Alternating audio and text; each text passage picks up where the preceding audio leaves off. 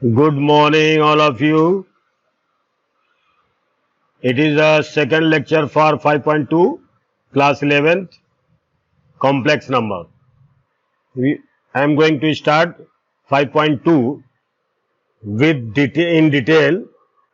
First of all, we have to know modulus and arguments. Modulus and arguments of given complex number. Here is the question is given. But first of all, we have to know how can we find the modulus and arguments, and what are arguments, and what is the principal arguments, etc. Let's proceed. Let z is equal to a plus iota b. This is z is equal to a plus iota b, where if you want to find modulus, it means that the distance of any point from the origin. It is a distance. Modulus is the distance which is made up from the origin to the point. Modulus means distance. Modulus means absolute value without minus or plus. And the distance from the origin. How it is possible? Just to look. Let a point is given, z is equal to a plus iota b, and the point is here, a and b. Where to join? Origin. Origin coordinate क्या है origin का? 0 0, और point का coordinate क्या है? A and B. और ये जो एक्स एक्सिस है ये असल में रियल एक्सिस है, और ये जो वाई एक्सिस है ये इमेजिनरी एक्सिस है. इसको हम इमेजिनरी एक्सिस बोलेंगे, और ये रियल एक्सिस है. अब हम जानते हैं कोऑर्डिनेट ज्योमेट्री में कि डिस्टेंस बिटवीन टू पॉइंट्स क्या होता है. ये जो डिस्टेंस है ये यानी ओपी, जो डिस्टेंस है ओपी डिस्टेंस जो है ओपी, ये जो डिस्टेंस है क्या है? ये पी कोई पॉइंट है जिसकी डिस्टेंस ओरिजिन से दी गई है. तो इसकी जो डिस्टेंस है इसी को हम क्या बोलते हैं? मॉड्यूलस या मापांक. मापांक यानी अंक का मापन. तो इसको हम डिस्टेंस फार्मूले से भी निकाल सकते हैं. यूजिंग डिस्टेंस फार्मूला क्या होता है? OP square is equal to, distance formula देखिए, ये ऐसे भी हम लिख सकते हैं. ये ए, ये बी, और ये OP. OP square is equal to O A लिख दिया हमने, O A square plus A P square. This video specially for the NCERT book, not related to JEE, IIT या advance main. No, it's not related to this, only NCERT. OP square is equal to O A square plus A P square. Means OA, distance of OA क्या होगा? देखिए ये x1 y1, ये x2 y2, तो क्या लिखेंगे हम? 0 और माइनस a का स्क्वायर प्लस b स्क्वायर का क्या? 0 माइनस b का स्क्वायर, OP स्क्वायर. इसको हमने लिखा ए स्क्वायर प्लस बी स्क्वायर. इसी ओपी को हम मॉड्यूलस, देखो जो मॉड्यूलस होता है इसका साइन होता है जेड, और यहां पर दो लाइन खींच देते हैं, इसको हम मॉड्यूलस या मापांक बोलते हैं. तो ये जो इसकी वैल्यू है ओपी, असल में ओपी क्या चीज है? Z, modulus of Z. इसको हम ओपी को हम जेड भी बोल सकते हैं. यहां पर ये 2 नहीं है, मापांक. क्या हो जाएगा, root A square plus B square. Mod Z क्या हो गया, A square plus B square. ये फार्मूला है। आप जो है कभी भी मॉडुलस ज्ञात करना हो तो क्या करेंगे, कोई भी पॉइंट दिया हो, z इक्वल टू मान लीजिए दिया है 3 प्लस 4 आइटा, तो इसका मॉडुलस कैसे निकालेंगे, mod z equal to root real number का स्क्वायर प्लस इमेजिनरी यानी 4 का स्क्वायर, आइटा नहीं लेंगे, 4 का square is equal to 9 plus 16 equal to root 25 equal to 5। अगर इसका हम फार्मूला डायग्राम बनाना चाहें समझने के लिए तो हम इसको बना भी सकते हैं। ये आर्गेंड प्लेन है, कार्टेशियन प्लेन नहीं है, गॉसियन प्लेन, आर्गेंड प्लेन, इसको हम कह सकते हैं यूलर प्लेन। यूलर ने भी इसमें बहुत अपना कंट्रीब्यूशन दिया था, लेकिन कार्टेशियन नहीं है। अब आप देखिए ये जो है z equal to 3 plus 4 iota means क्या होता है, ये हम ऑर्डर्ड पेयर में कैसे लिख सकते हैं, 3 4, ये पॉइंट 1 2 3, फिर 1 2 3 4, यानी ये पॉइंट यहां आएगा, ये पॉइंट है। अब इसको हमने मिलाया ऐसे, बस डिस्टेंस फार्मूले से क्या हो जाएगा, ये मॉड जेड क्या हो जाएगा, आप इसको चाहो तो डायरेक्ट लिखो, अब कोई जरूरत नहीं हमें, तो क्या हो जाएगा, इसकी वैल्यू ये फार्मूला समझ में आ गया होगा, ये 3 और 4 इसका कोऑर्डिनेट है, राइट। अब यही फार्मूला हम लगा करके इसको हम लिख सकते हैं मॉड्यूलस, यानी कि इसका मॉड्यूलस और आर्ग्यूमेंट दोनों ही निकालने हैं, तो पहले हम मॉड्यूलस समझ लेते हैं। Modulus z equal to given में क्या है, -1 माइनस रूट 3 आइटा। अब इसको अगर हम दिखाना चाहें डायग्राम में तो ये किस क्वाड्रेंट में होगा, जरूरी नहीं है डायग्राम बना लें, लेकिन फिर भी अगर हम ज्यादा अपने सब्जेक्ट में कॉन्फिडेंस होना चाहते हैं तो हमें हर चीज ग्राफिकल मेथड भी ढंग से आना चाहिए, उसका जो पिक्चराइजेशन माइंड में होना चाहिए, है ना, तो ये जरूरी है, ये ओरिजिन है। अब आप देखिए -1 माइनस रूट 3, इसमें प्लस प्लस होता है first quadrant, second minus plus होता है, थर्ड में माइनस माइनस होता है और फोर्थ में प्लस माइनस होता है। तो ये माइनस माइनस दोनों नंबर इसको हम ऐसे लिख सकते हैं, -1 माइनस रूट 3, तो यानी ये किस क्वाड्रेंट में है, थर्ड, तो यहां पर पॉइंट आएगा, ये यहां कहीं आएगा, ठीक है, -1 माइनस रूट 3।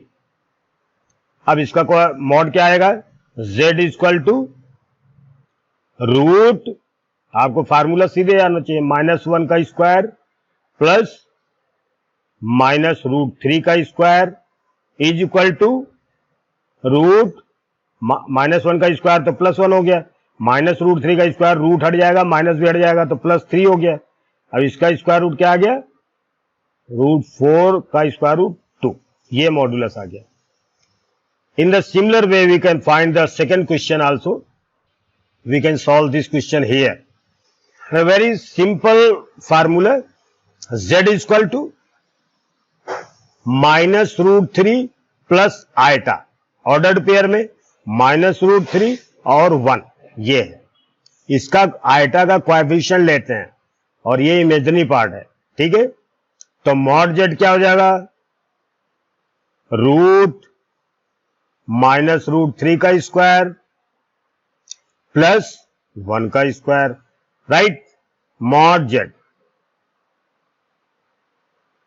यानी रूट 4 इक्वल टू 2। देखिए दोनों का मॉडुलस यानी उसकी जो दोनों की डिस्टेंस इक्वल है, लेकिन अगर हम ध्यान से देखें तो इसमें आर्ग्यूमेंट अलग अलग है। आर्ग्यूमेंट क्या होता है अब हम देखते हैं, ठीक है। सबसे पहले आर्ग्यूमेंट समझेंगे। Is it clear? आर्ग्यूमेंट के लिए थोड़ा सा केयरफुल रहेंगे पढ़ने में। Argument of a complex number. Argument क्या होता है? Let z equal to a plus iota b equal to, इसको हम लिख सकते हैं r cos theta plus iota sine theta.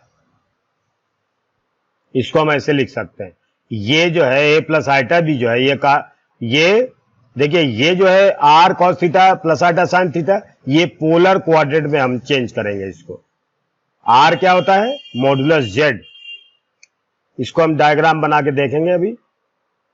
देखिए, मान लीजिए हमारे पास ये कोई पॉइंट है P, जिसका कोऑर्डिनेट दिया है ए बी, और इसको हमने ओरिजिन से मिला दिया, ठीक है। अब आर्ग्यूमेंट क्या होता है?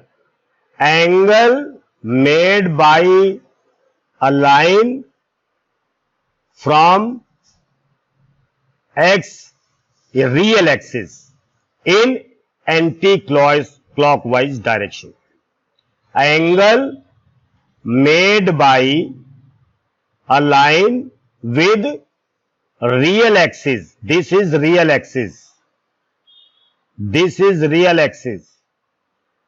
A line which makes angle with real axis in anti-clockwise direction. It's very important. Anti-clockwise direction means घड़ी की जो सुई है वो जिस तरफ चलती है उसके उल्टे दिशा में, ठीक है। एंटी क्लॉकवाइज डायरेक्शन ऐसे होगा। एरो देखिए, ये anti clockwise, anti clock wise, ये हमेशा पॉजिटिव लेंगे। और जब कभी क्लॉकवाइज होगा ऐसे, ये क्या है? क्लॉकवाइज है ऐसे, तो इसको हम क्या करेंगे? क्लॉकवाइज है ये, इसको हम निगेटिव लेंगे। ये पॉजिटिव है, ये निगेटिव है।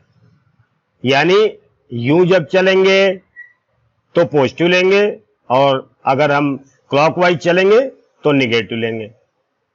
अब हमें यह ध्यान देना कि ये जो पॉइंट है ये कार्टेशियन फॉर्म में है, इसको हमें ट्रिग्नोमेट्रिकल और पोलर फॉर्म में मान लीजिए हमें बदलना है। तो हम क्या करें? देखिए, ये चीज जो है अपना समझ लेते हैं हम पहले। ये कोई भी पॉइंट है, अगर ओरिजिन सब मिलाएंगे तो कोई ना कोई एंगल बनाएगी, ये तो पक्की बात है। तो जो एंगल होगा वो हम किधर से नापेंगे? रियल एक्सिस है, रियल एक्सिस यही है, ध्यान दीजिए, ये रियल एक्सिस है, ये रियल एक्सिस है। इससे हमने नापा, तो देखिए किस डायरेक्शन में जा रहे हैं? ऊपर की तरफ ऐसे नाप रहे हैं ना, मेजर ऐसे करेंगे, तो ये पॉजिटिव डायरेक्शन है। अब ये जो लाइन है रियल एक्सिस से कितना एंगल बनाती है? थीटा। यही आर्ग्यूमेंट कहलाता है।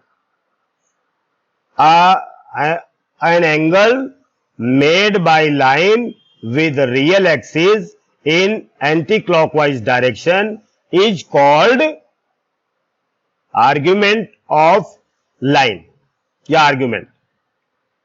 यानी जो कोई भी पॉइंट ओरिजिन से मिलाने वाला, कोई भी लाइन जो बनती है, कोई पॉइंट का जो ओरिजिन से मिलाएंगे तो एक लाइन बनेगी, तो वो लाइन एक्स एक्सिस से, ये एक्स एक्सिस को हम क्या बोलेंगे? Real axis. रियल एक्सिस से जो एंगल बनाएगी किस डायरेक्शन में? Positive direction. पॉजिटिव कौन सा है? एंटी क्लॉकवाइज, यानी इस डायरेक्शन में। तो ऐसी कंडीशन में उसको हम क्या बोल देंगे? आर्ग्यूमेंट, ठीक है। तो हम आर्ग्यूमेंट थीटा को बोलेंगे। अब पहले हम देखते हैं कि देखिए यहां इसको हमने अगर डिस्टेंस r मान लिया तो हम देखते हैं यहां से यहां तक क्या होगा। ये देखिए ये थीटा है, ये परपेंडिकुलर है तो ये b है, और ये क्या है, ये a है। तो बेस अपॉन हाइपोटेन्यूज यानी आधार बटे कर्ण, बेस अपॉन हाइपोटेन्यूज यानी आधार बटे कर्ण यानी r इज इक्वल टू क्या होगा, कॉस थीटा। अब इस फार्मूले से अगर हम निकालते हैं, ठीक है, इस फार्मूले से अगर हम निकालते हैं तो a इज इक्वल टू क्या हो जाएगा, a is equal to r cos theta. Similarly perpendicular upon hypotenuse यानी लंब बटे कर्ण क्या होगा, साइन थीटा। यू नो, अब इसका क्रॉस मल्टीप्लिकेशन करेंगे तो b की वैल्यू क्या आ जाएगी, r कॉस थीटा। अब ये जो पॉइंट है ये a क्या बन गया, r कॉस थीटा, b क्या बन गया, r साइन थीटा। तो ये पॉइंट जो है कार्टेशियन फॉर्म में जो था वो पोलर फॉर्म या ट्रिग्नोमेट्रिकल फॉर्म या, ठीक है, तो इसमें चेंज हो गया। तो यही चीज हमने डायरेक्ट लिखा हुआ है। ये जो एंगल है ये हमें निकालना है। तो देखिए tan theta is equal to sine theta by cos theta is equal to tan theta is equal to, इसमें क्या होगा, b बाई ए। ये अब इसमें आर्ग्यूमेंट जब निकालते हैं तो सिंपल थोड़ा सा इसमें यह रहता है कि वैसे तो इसका आर्ग्यूमेंट कितने डिग्री होगा, 0 to 2 पाई तक होता है। लेकिन यहां पर यह ध्यान देना है कि एक तरीका इसमें होता है कि tan थीटा की वैल्यू b बाई ए है, तो थीटा इज इक्वल टू क्या हो जाएगा, पहले हम देखें tan इधर आकर के tan इनवर्स b बाई ए। इसी थीटा को हम क्या बोलते हैं, आर्ग्यूमेंट, ठीक है, ऑफ z। क्या हो जाएगा, theta is equal to tan inverse b by a, right. ये समझ में आ गया होगा आपको। अब ये देखिए इसमें एक रिस्ट्रिक्शन है कि आप पूरा चक्कर, इसमें एक नियम होता है कि हम मिनिमम डिस्टेंस पॉइंट से लेते हैं। ध्यान दीजिए, वेरी इंपॉर्टेंट पॉइंट है ये। अभी मैं आपको आर्ग्यूमेंट निकालने के तरीके बता रहा हूं। ध्यान दीजिए, एक डायग्राम अलग से बनाते हैं। x डैश x ये रियल एक्सिस है, y डैश y ये इमेजिनरी एक्सिस है। अब हमें यह ध्यान देना है कि जब कभी, देखो जब कभी z दिया होगा, z is equal to a plus iota b, इस फॉर्म में कभी भी दिया होगा। देखो यहां पर ये जो r है, आपको ये जो डिस्टेंस है इसी को हम मॉडुलस बोलते हैं, है ना, r को। तो अगर ये a क्या है, अगर a is greater than 0, b is greater than 0, तो ये फर्स्ट क्वाड्रेंट बताएगा, ठीक।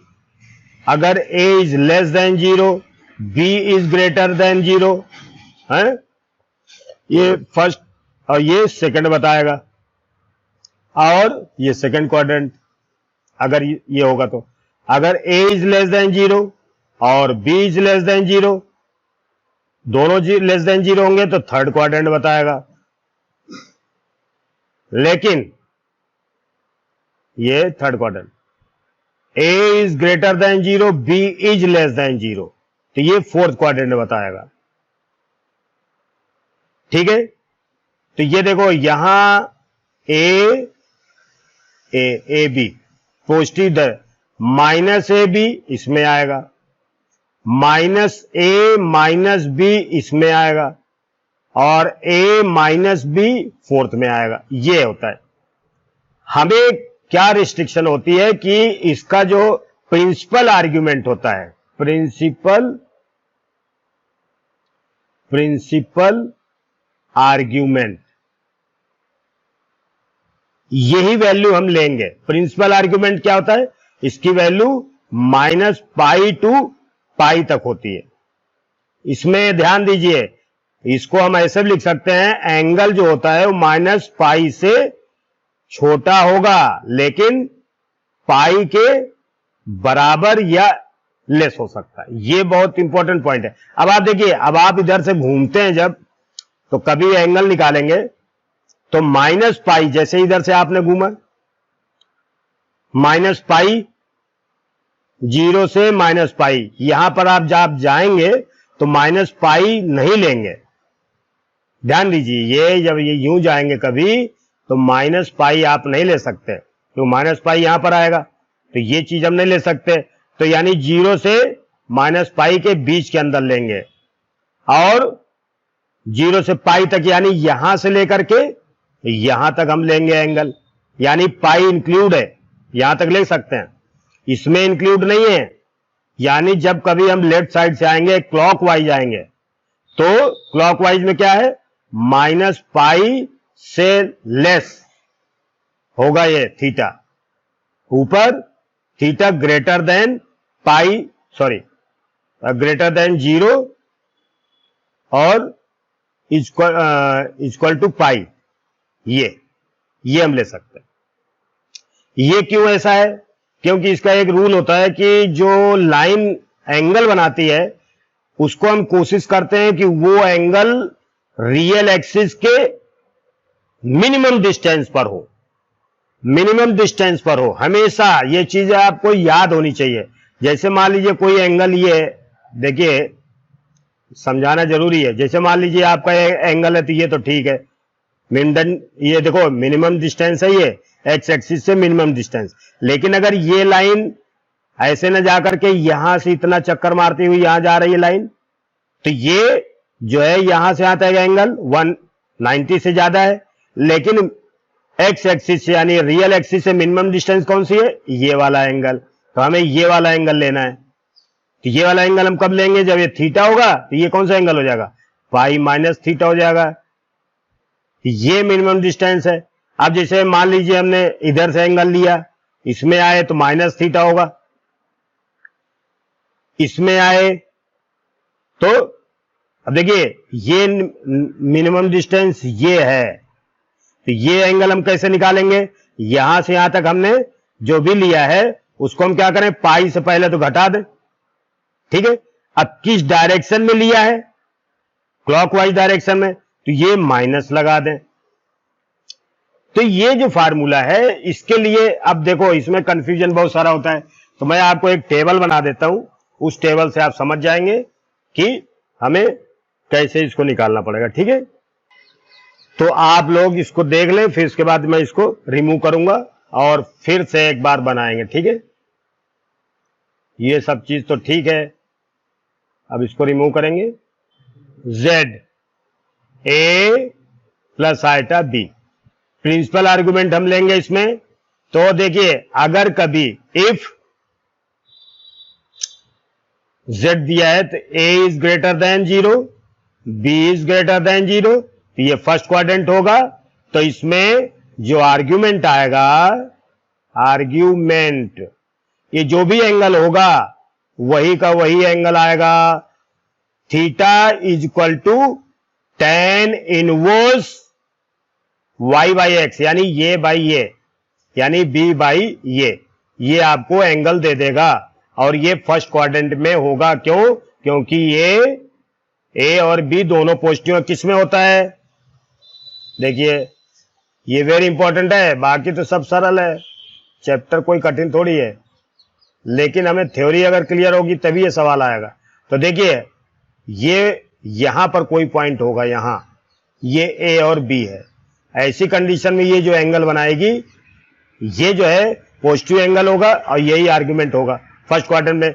देखिए a और b पॉजिटिव है और ये argument equal to theta equal to tan inverse. देखिए ये चीज आपको हमेशा मॉड्यूलस में लिख दो, फिर मैं बताता हूं क्यों।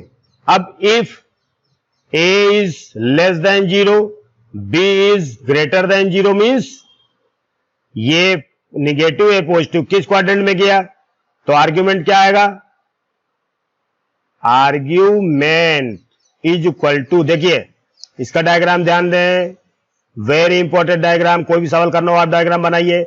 यहां पर आप लीजिए, देखिए ये पॉइंट है, ये ए और बी है। अब देखिए इसकी यहां से यहां तक एंगल क्या है, थीटा, लेकिन मिनिमम डिस्टेंस क्या होगी, ये वाली होगी। तो हम क्या करेंगे इसमें सेकंड क्वाड्रेंट में पाई माइनस थीटा लेंगे आर्ग्यूमेंट, आर्ग्यूमेंट क्या लेंगे, आर्ग्यूमेंट पाई माइनस थीटा। तो आर्ग्यूमेंट क्या हो जाएगा, पाई माइनस थीटा। ध्यान दीजिए यहां से यहां तक जो एंगल लिया वो नहीं लेना, मैं इतना एंगल लेना है, तो इसको क्या करेंगे, ये आर्ग्यूमेंट है, तो ये एंगल क्या होगा 180, यानी यहां से यहां तक की वैल्यू में से इतना घटा दें तो ये आ जाएगा, यही मतलब है इसका, ठीक है। फिर if is a is less than 0, B is less than 0, तो आर्ग्यूमेंट देखिए, आर्ग्यूमेंट इज इक्वल टू क्या आएगा, डायग्राम देखिए, डायग्राम देखिए किस क्वाड्रेंट में है, थर्ड, देखिए ये थर्ड क्वाड्रेंट। अब यूं नहीं जा सकते हम, मान लीजिए हम यूं भी जाएं तो ये तो एक्स एक्सिस बहुत सारी डिस्टेंस हो गई, तो मिनिमम डिस्टेंस तो ये आएगी ना, तो आप जो है ये थर्ड क्वाड्रेंट में है तो यूं लेते हैं हम थर्ड क्वाड्रेंट में ऐसे, तो मिनिमम डिस्टेंस यहां से आएगी, तो ये तो थीटा हो गया क्लॉकवाइज डायरेक्शन में, तो ये एंगल कितना होगा, पाई माइनस थीटा, थर्ड क्वाड्रेंट में है पाई माइनस थीटा, लेकिन डायरेक्शन क्लॉकवाइज डायरेक्शन है तो निगेटिव होगा, तो यहां पर हम लिखेंगे माइनस पाई माइनस थीटा। आप चाहो तो इसको आप थीटा माइनस पाई भी लिख सकते हो, ठीक है। अब fourth condition, if A is greater than 0 और बी इज लेस देन 0, ठीक किस क्वाड्रेंट में है, देखिए ये फर्स्ट क्वाड्रेंट, ये सेकंड में था, ये थर्ड में था और ये फोर्थ क्वाड्रेंट में था, ठीक है। तो इसमें आर्गुमेंट क्या होगा, आर्ग्यूमेंट, ध्यान दीजिए इसका भी डायग्राम, ये इस क्वाड्रेंट में है,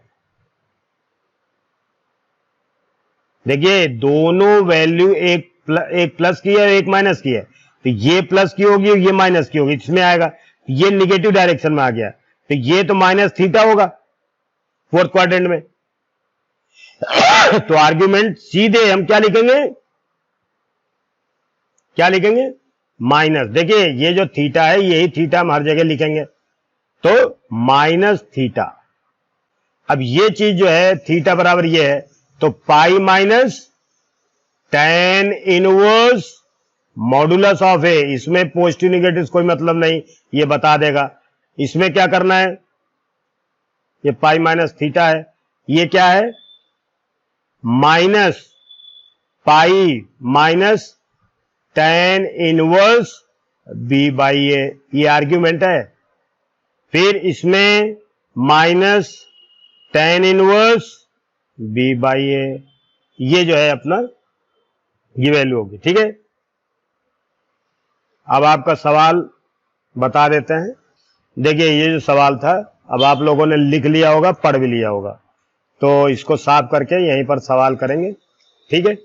अभी हमने मॉडुलस निकाला है, आर्ग्यूमेंट निकालना है, ठीक है, यस।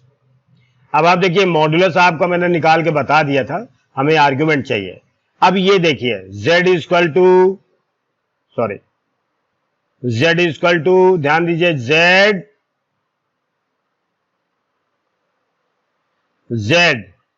इक्वल टू, इधर क्या है -1 minus root iota, -1 minus √3 iota. इसको हम कोऑर्डिनेट कैसे लिखेंगे ऑर्डर्ड पेयर में, -1 माइनस √3, ये दोनों निगेटिव हैं, यानी ये भी लेस देन 0, -1 लेस देन 0 और -√3 लेस देन 0। इससे क्या पता चल गया कि ये थर्ड क्वाड्रेंट में है। थर्ड क्वाड्रेंट में जो आर्ग्यूमेंट क्या होता है बेटा, बताओ आर्ग्यूमेंट क्या होगा थर्ड क्वाड्रेंट में? अभी अभी लिखवाया था, हाँ, थर्ड क्वाड्रेंट में क्या होगा? -पाई माइनस थीटा, ये है आर्गुमेंट। ठीक है, तो पहले हम थीटा निकालेंगे। थीटा इक्वल टू क्या बोला था? tan inverse modulus y by x, ये y है और ये x है, तो -√3 बाई -1 मॉडुलस के अंदर tan इनवर्स √3। tan इनवर्स √3 की वैल्यू क्या होगी? tan 60, यानी ये π/3 एंगल आ गया। लेकिन अब हमें किस क्वाड्रेंट में लेना? आर्ग्यूमेंट क्या होना चाहिए? तो argument is equal to -pi minus theta की जगह पर π/3 लिखेंगे, तो क्या हो जाएगा? -2π-3, एलसीएम लेके घटा दिया, क्या आ गया? -2π/3, ये आ गया। ये जो था, जो वैल्यू थी वो किस में थी? ये थर्ड में थी, तो थर्ड में ये जो एंगल होगा -पाई-थीटा होगा, यही हमने निकाला। यहां से यहां तक थीटा है, तो मिनिमम डिस्टेंस है, तो ये फार्मूला लग गया। ठीक है, क्लियर? अब आप देखिए सेकंड क्वेश्चन, ये फर्स्ट था और ये सेकंड हो जाएगा। ठीक है, very very simple question. Second question, z is equal to -√3 plus 1 into iota. हमने ऐसे समझाने के लिए लिख दिया। ऑर्डर पेयर में क्या लिखेंगे? -√3 और 1। देखिए -√3 इज लेस देन 0 और 1 इज ग्रेटर देन 0, मीन्स किस क्वाड्रेंट में आ गया? सेकेंड क्वाड्रेंट में। तो इसका आर्गुमेंट क्या होगा? सेकंड क्वाड्रेंट का मतलब छोटा सा एक डायग्राम भी बना लें, तो ये है सेकंड क्वाड्रेंट, यहां पर होगा। तो ये एंगल क्या होगा बेटा? यहां से यहां तक थीटा, तो ये क्या होगा? ये होगा π-थीटा। आर्गुमेंट है ये, तो आर्गुमेंट क्या हो जाएगा? आर्ग्यूमेंट इज इक्वल टू π-थीटा। अब हमें थीटा निकालना है। Theta is equal to tan inverse, क्या लिखेंगे? 1/-√3 means tan inverse 1/√3। tan inverse 1/√3 यानी π/6, 30 डिग्री। अब आप देखिए आर्गुमेंट क्या होगा बेटा? π-π/6, ये रूल है, तो 5π/6। क्लियर? ओके। अब आप देखिए, convert each of the following numbers given in exercise 3 to 8 in polar form. 3 to 8 exercise में तो जो भी हो सब कर सकते हो, लेकिन जो अभी 5.2 की एक्सरसाइज के इसके सवाल आप देखेंगे, इसको हमें पोलर फॉर्म में या ट्रिग्नोमेट्रिकल फॉर्म में बदलना है। ठीक है, क्वेश्चन नंबर 3, 1 माइनस आइटा, इसको किस में बदलना है? पोलर फॉर्म में। यहां से देखिए z is equal to 1 minus iota, z is equal to 1 minus iota, changing into polar form. In short way we can write this r cos theta plus iota sine theta. r means क्या? Modulus of z, यही होता है। तो z की value क्या होगी? यानी mod z बराबर r, इसकी वैल्यू क्या होगी? रूट, अभी बताया था आपको, 1 का स्क्वायर प्लस -1 का स्क्वायर, ये 1 - 1, ये √2 हो गया। ये आ गया अपना काम, r की वैल्यू आ गई। अब हमें थीटा की वैल्यू चाहिए। अब हमें ये देखना है किस क्वाड्रेंट में है बेटा, ये किस क्वाड्रेंट में है? 1 - 1 ऑर्डर्ड पेयर में। तो 1 is greater than 0, -1 is less than 0। ये किस क्वाड्रेंट में है? फोर्थ क्वाड्रेंट में। तो आर्ग्यूमेंट क्या होगा?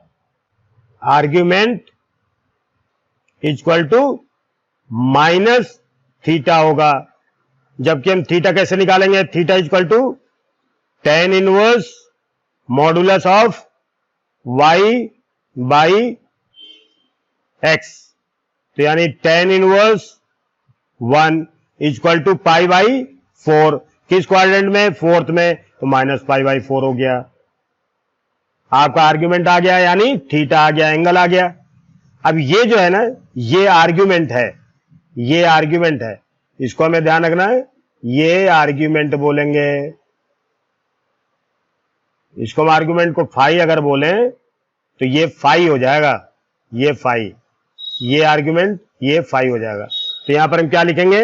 z equal to 1 minus iota is equal to r cos phi plus iota sine phi. Sine phi, देखिए ये फाई जो है आर्ग्यूमेंट है, थीटा केवल एंगल है, ये आर्ग्यूमेंट है। थीटा कोई भी एंगल हो सकता है, आर्ग्यूमेंट फिक्स होता है, ठीक है। तो आप लिख सकते हो इसको, आर की जगह पर क्या लिखोगे? मॉड √2, कॉस फाई की जगह पर माइनस पाई बाई 4, फिर plus iota sine minus pi by 4। ये हो गया। अब आप जानते हो कि cos minus theta equal to cos theta, sine minus theta equal to minus sine theta. तो इसको हम ऐसे भी लिख सकते हैं, √2 cos pi by 4 minus iota sine pi by 4। ये किस फॉर्म में लिख दिया हमने बेटा? पोलर फॉर्म में या ट्रिग्नोमेट्रिकल फॉर्म में, ठीक है। अब ये भी देखो कितना सरल सवाल है, very simple question. You understand? You better understand. In the similar way, z equal to -1 plus iota, ordered pair में -1 1, ठीक है। किस क्वाड्रेंट में आएगा ये? सेकंड क्वाड्रेंट में। तो सेकंड क्वाड्रेंट में अब आप देखिए मॉड z, इसको हम क्या लिखेंगे बेटा? इसको हम r cos phi plus iota sine phi. यहां पर फाई क्या है बेटा? आर्ग्यूमेंट, एंगल है ये, ठीक है।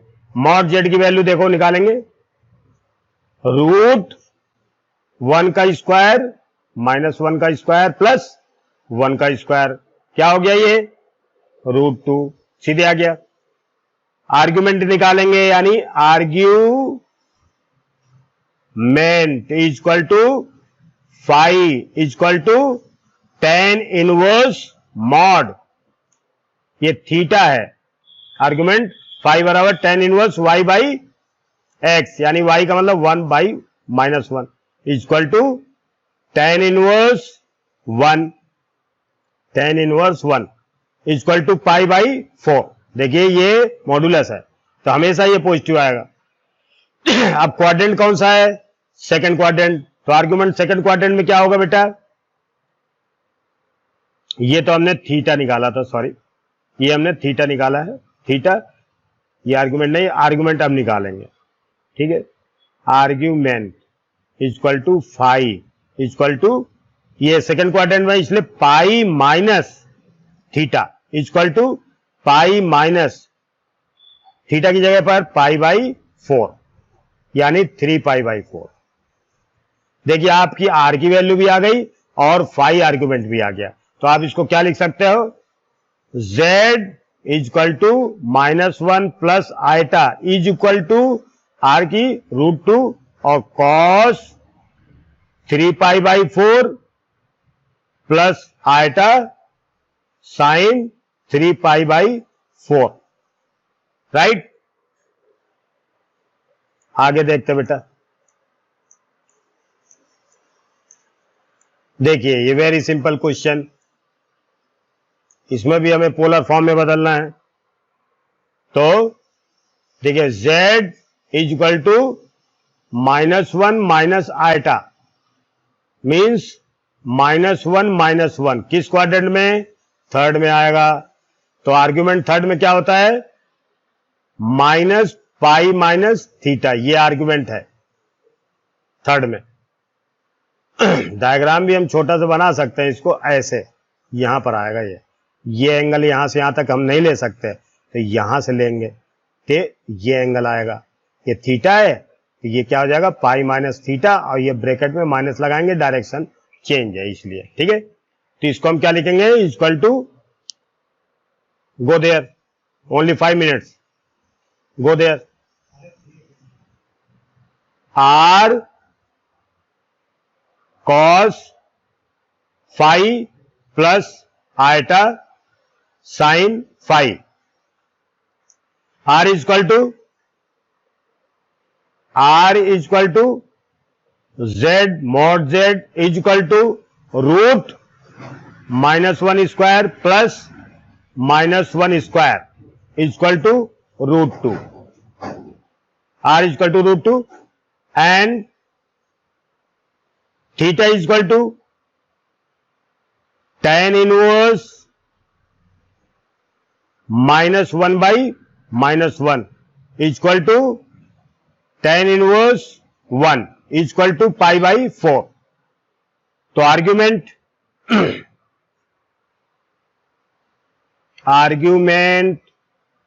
Is equal to phi is equal to क्या आएगा? -Pi minus theta is equal to -pi minus pi by 4 is equal to -3 pi by 4।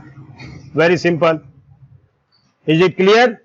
तो z is equal to -1 minus iota can be written as r cos phi plus iota sine phi is equal to √2 cos 3 pi by 4 minus plus iota sine minus 3 pi by 4 is equal to √2 cos 3 pi by 4 cos minus theta cos theta sine minus theta minus sine theta minus iota sine pi by 3 pi by 4। Right, clear हो गया। देखिए, अगर इसको हम चाहें तो direct भी कर सकते हैं। देखिए, मैं एक सवाल इसको डायरेक्ट करके दिखाता हूं आपको, मतलब कोई जरूरत नहीं है कुछ करने की, आपको इसको लिखना किस फॉर्म में? r cos phi plus iota sine phi. तो देखिए, डायरेक्ट भी हम कर सकते हैं इसको, r मॉड्यूलस है, फाई आर्ग्यूमेंट है। देखिए, ये है।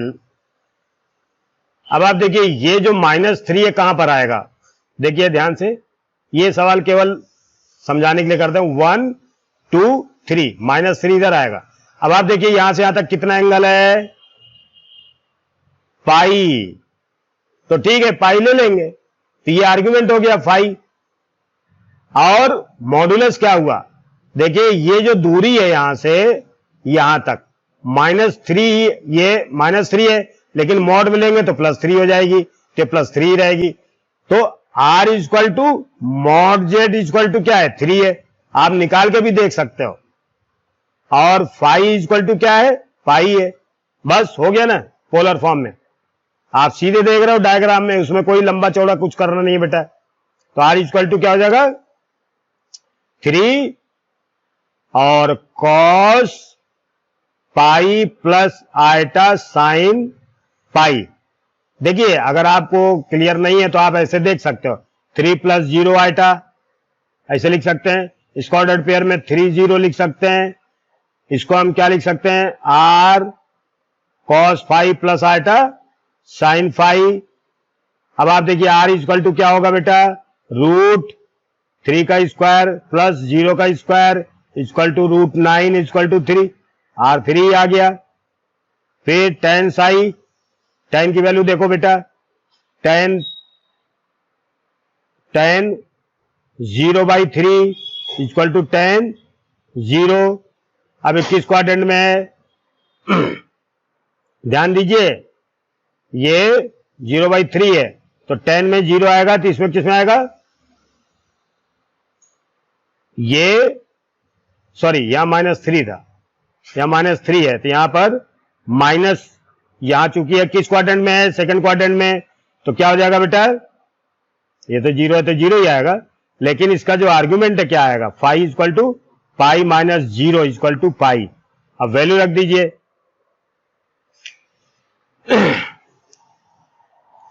आपके पूरे सवाल शायद हो चुके हैं, एक सवाल और है, चलो इसको भी कर देते हैं, 1 मिनट, टेंशन खत्म, ये एक्सरसाइज आपको क्लियर हो जाएगी। ठीक है, तो z equal to √3 plus iota, order form में √3 1, ठीक है, r cos phi plus iota sine phi.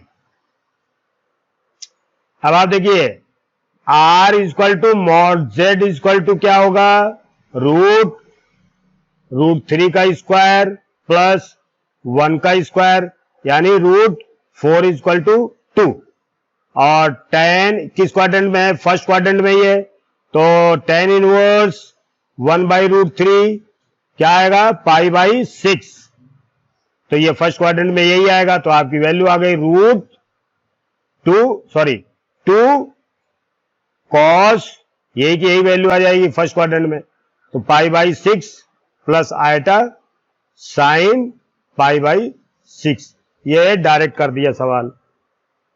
ठीक है, वेरी सिंपल है, this is very simple question. z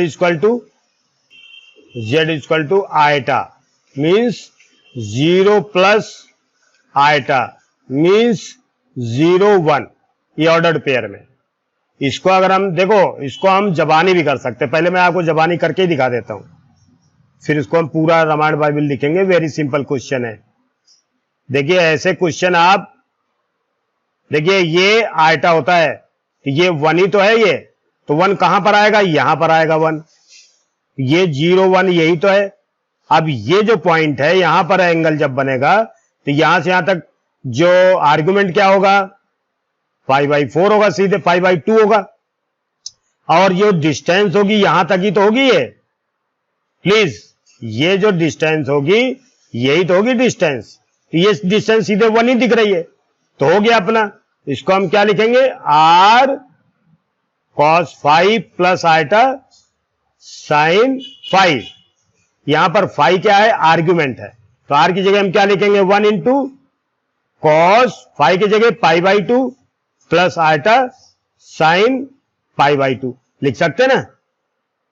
अच्छा, अब ये चीज देखो, ये हमने डायग्राम बना बिना कुछ करे हुए डायरेक्ट लिख दिया, और आप अगर डायग्राम बना के इसको ऐसे लिखते हैं तो सेंट्रल बोर्ड भी इसको काट नहीं सकता, लेकिन फिर भी आप देखिए इसको हम ऐसे भी लिख सकते हैं, 0 प्लस 1 हाँ, इसको हम क्या लिखेंगे, r cos phi plus iota sine phi, तो इसको हम mod z r equal to क्या लिखेंगे, रूट क्या लिखेंगे, 0 का स्क्वायर प्लस 1 का स्क्वायर इक्वल टू 1 ही आएगा, देख लो। और आर्ग्यूमेंट पहले तो हम लिखेंगे theta equal to tan inverse क्या लिखेंगे, 1/0 क्या होगा, ये tan इनवर्स इन्फिनिटी आएगा, तो पाई/2 हो जाएगा। ठीक है, तो आर्ग्यूमेंट किस क्वाड्रेंट में, फर्स्ट में ही है, तो यही आर्ग्यूमेंट भी बन जाएगा, argument equal to phi equal to theta equal to पाई/2। अब आप देख लो, इसको फिर हम चाहें तो क्या लिख सकते हैं, r cos phi plus iota sine phi, लिखिए 1 cos pi plus iota sine pi. ठीक है, it was the last question, so I am ending this video, and we will meet again very soon in next video 5.3, and till that, and you are requested to subscribe, like and share, and if any comment, then please your comment he will be always welcomed. Thank you very much.